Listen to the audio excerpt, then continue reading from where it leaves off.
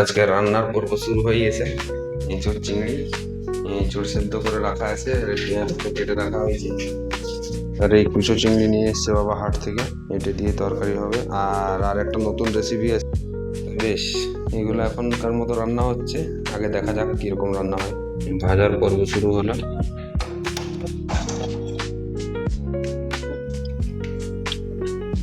চিংড়ি মাছে নুন আর হলুদ মাখানো আছে। ঠিক আছে, এবার তেলটা গরম হোক, এবার এটাকে ভাজা হবে।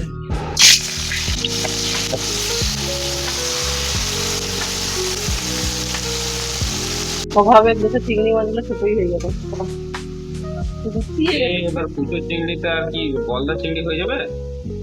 কুচো চিংড়ি না, এটা কুচো চিংড়ি হলো এতটুকু, আর কি এর থেকে বড় আর কি হয়? ওইদিকে চিংড়ি হয়ে যাবে। চিংড়ি মাছগুলো ভাজা হয়ে যাওয়ার পর কি হবে? এরপর পেঁয়াজটা ভাজবো, তারপরে মশলাটা করবো।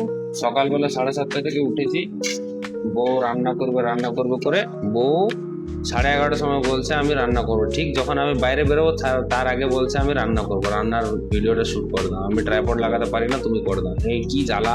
এই মাছগুলো ভাজা হলো। মাছগুলো তুলে রাখবো। পেঁয়াজ ভাজার জন্য তেল দেওয়া হচ্ছে কড়াইয়ে, মানে সরি, বটল থেকে তেল বেরোচ্ছে না। লম্বা করে কেটে রাখা পেঁয়াজ,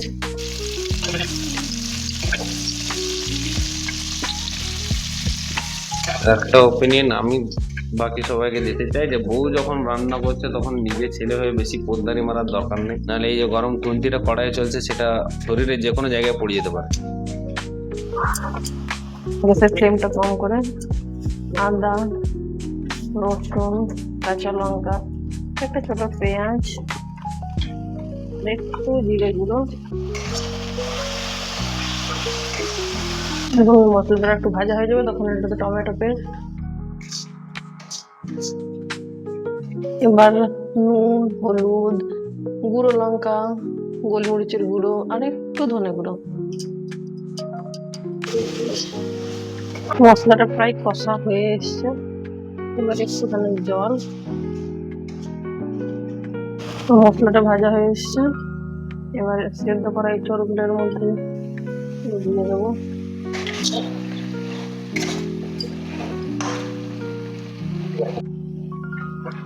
এবার সেদ্ধ আলুগুলো দিয়ে দেবো।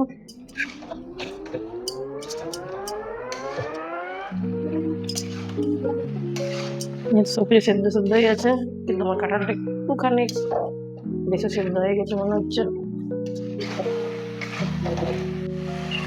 এবারে চিংড়িগুলো দিয়ে দেবো। এবার একটু জল দিয়ে হালকা একটু নেড়ে দেবো। আমাদের রেডি হয়ে গেছে এঁচোড় চিংড়ি। এবার ঢেকে দেবো।